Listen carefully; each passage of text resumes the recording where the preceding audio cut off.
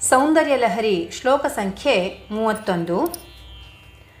ಚತುಷ್ಷಷ್ಟ್ಯಾ ತಂತ್ರೈಃ ಸಕಲಮಭಿಸಂಧಾಯ ಭುವನಂ ಸ್ಥಿತಸ್ತತ್ತತ್ಸಿದ್ಧಿಪ್ರಸವಪರತಂತ್ರೈಃ ಪಶುಪತಿಃ ಪುನಸ್ತ್ವನ್ನಿರ್ಬಂಧಾತ್ ಅಖಿಲ ಪುರುಷಾರ್ಥೈಕಘಟನಾ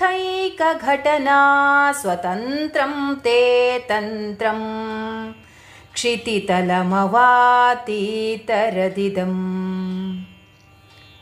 ಹೇ ಭಗವತಿ, ಅನೇಕ ಸಿದ್ಧಿಗಳನ್ನು ಪ್ರತಿಪಾದಿಸುವಂತಹ ಮಹಾಮಾಯಾ ಶಂಬರಾದಿ 64 ತಂತ್ರಗಳಿಂದ ಸಮಸ್ತ ಲೋಕವನ್ನು ಆಕರ್ಷಿಸಿದಂತಹ ಶಿವನು ಪುನಃ ನಿನ್ನ ನಿರ್ಬಂಧದಿಂದ ಅಖಿಲ ಪುರುಷಾರ್ಥಗಳನ್ನು ಕೊಡುವುದರಲ್ಲಿ ಸ್ವಾತಂತ್ರ್ಯವುಳ್ಳಂತಹ ಈ ನಿನ್ನ ತಂತ್ರವನ್ನು ಭೂಲೋಕದಲ್ಲಿ ಪ್ರಚಾರಪಡಿಸಿದನು. ಸೌಂದರ್ಯಲಹರಿ ಶ್ಲೋಕ ಸಂಖ್ಯೆ 32. ಶಿವಶಕ್ತಿಃ ಕಾಮಃ ಕ್ಷಿತಿರಥರವಿಶೀತಕಿರಣಃ ಸ್ಮರೋಹಂ ಸಶಕ್ರಃ ತದನು ಚ ಪರಾಮಾರಹರಯಃ ಅಮೀಹೃಲ್ಲೇಖಾಭಿಃ ತಿಸ್ರುಭಿರವಸಾನೇಷು ಘಟಿತಾಃ ಭಜಂತೆ ವರ್ಣಾಸ್ತೆ ತವ ಜನನಿ ನಾಮಾವಯವತಾಂ.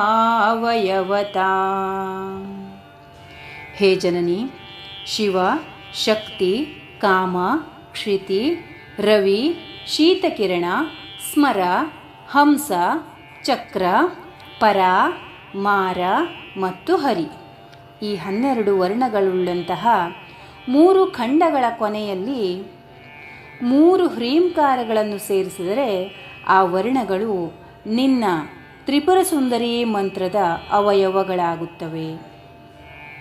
ಅಂದರೆ ಕಕಾರ, ಏಕಾರ, ಈಕಾರ, ಲಕಾರ ಈ 4 ವರ್ಣಗಳು ಅಗ್ನಿಖಂಡಗಳು. ಹಕಾರ, ಸಕಾರ, ಕಕಾರ, ಹಕಾರ ಮತ್ತು ಲಕಾರ ಈ 5 ವರ್ಣಗಳು ಸೂರ್ಯಖಂಡಗಳು. ಸಕಾರ, ಕಕಾರ, ಲಕಾರ ಈ 3 ವರ್ಣಗಳು ಸೋಮಖಂಡಗಳು. ಶಿವ, ಶಕ್ತಿ ಮೊದಲಾದ ಈ 12 ಪದಗಳು ಪಂಚದಶಿ ಮಂತ್ರದ 12 ಅಕ್ಷರಗಳನ್ನು ಸೂಚಿಸುತ್ತವೆ. ಅವುಗಳಿಗೆ 3 ಹ್ರೀಂಕಾರಗಳು ಸೇರಿದರೆ ಪಂಚದಶಾಕ್ಷರಿ ಮಂತ್ರವಾಗುತ್ತದೆ. 12 ಮತ್ತು 3 ಸೇರಿದರೆ 15. ತುರೀಯವಾದಂತಹ 16ನೆಯ ಅಕ್ಷರವು ರಹಸ್ಯವಾಗಿರುತ್ತದೆ. ಸೌಂದರ್ಯಲಹರಿ ಶ್ಲೋಕ ಸಂಖ್ಯೆ 33. ಸ್ಮರಂ ಯೋನಿಂ ಲಕ್ಷ್ಮೀಂ ತ್ರಿತಯಮಿದಮಾದೌ ತವ ಮನೋಃ ನಿಧಾಯೈಕೆ ನಿತ್ಯೇ ನಿರವಧಿ ಮಹಾಭೋಗರಸಿಕಾಃ ಭಜಂತಿ ತ್ವಾಂ ಚಿಂತಾಮಣಿಗುಣನಿಬದ್ಧಾಕ್ಷವಲಯಾಃ ಶಿವಾಗ್ನೌ ಜುಹ್ವಂತಃ ಸುರಭಿಘೃತಧಾರಾಹುತಿಶತೈಃ.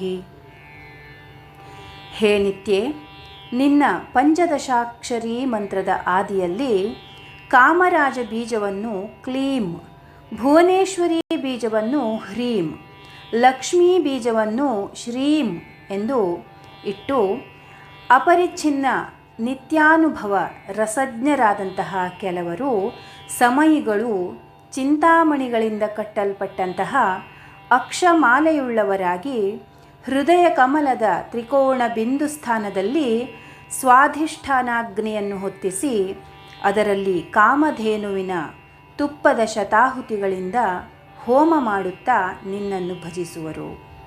ಇಲ್ಲಿ ಸಮಯಿಗಳ ಆಂತರಿಕ ಜಪ, ತಪ, ಹೋಮಾದಿ ಪುರಶ್ಚರಣವನ್ನು ಹೇಳಿದೆ. ಸೌಂದರ್ಯಲಹರಿ ಶ್ಲೋಕ ಸಂಖ್ಯೆ 34. ಶರೀರಂ ತ್ವಂ ಶಂಭೋ ಶಶಿಮಿಹಿರವಕ್ಷೋರುಹಯುಗಂ ತವಾತ್ಮಾನಂ ಮನ್ಯೇ ಭಗವತಿ ನವಾತ್ಮಾನಮನಘಂ ಅತಃಶೇಷಶೇಷೀತ್ಯಯಮುಭಯಸಾಧಾರಣತಯಾ ಸ್ಥಿತಃ ಸಂಬಂಧೋ ವಾ ಸಮರಸಪರಾನಂದಪರಯೋಃ. ಸೂರ್ಯಚಂದ್ರರನ್ನೇ ಸ್ತನಮಂಡಲವನ್ನಾಗಿ ಧರಿಸಿರುವ ನೀನು ಆನಂದ ಭೈರವನ ಶರೀರವಾಗಿರುವೆ. ಮಹಾಭೈರವಿಯಾದ ನಿನ್ನ ಶರೀರವನ್ನು ನಿರ್ದೋಷವಾದ ನವವ್ಯೂಹಾತ್ಮಕವಾದಂತಹ ಆನಂದ ಭೈರವಾಕೃತಿ ಎಂದು ತಿಳಿಯುತ್ತೇವೆ. ಆದುದರಿಂದ ಶೇಷಶೇಷಿ ಭಾವರೂಪವಾದ ಈ ಸಂಬಂಧವು ಸಾಮರಸ್ಯದಿಂದ ಕೂಡಿದ ಆನಂದ ಭೈರವಿಯಾದ ನಿಮ್ಮಿಬ್ಬರಿಗೂ ಸಮಾನವಾಗಿರುವುದು. ನವವ್ಯೂಹಗಳು ಕಾಲವ್ಯೂಹ, ಕುಲವ್ಯೂಹ, ನಾಮವ್ಯೂಹ, ಜ್ಞಾನವ್ಯೂಹ, ಚಿತ್ತವ್ಯೂಹ, ನಾದವ್ಯೂಹ, ಬಿಂದುವ್ಯೂಹ, ಕಲಾವ್ಯೂಹ ಮತ್ತು ಜೀವವ್ಯೂಹ. ಸೌಂದರ್ಯಲಹರಿ ಶ್ಲೋಕ ಸಂಖ್ಯೆ 35. ಮನಸ್ತ್ವಂ ವ್ಯೋಮತ್ವಂ ಮರುದಸಿ ಮರುತ್ಸಾರಥಿರಸಿ ತ್ವಮಾಪಸ್ತ್ವಂ ಭೂಮಿಃ ತ್ವಯಿ ಪರಿಣತಾಯಾಂ ನಹಿ ಪರಂ ತ್ವಮೇವ ಸ್ವಾತ್ಮಾನಂ ಪರಿಣಮಯಿತುಂ ವಿಶ್ವವಪುಷಾ ಚಿದಾನಂದಾಕಾರಂ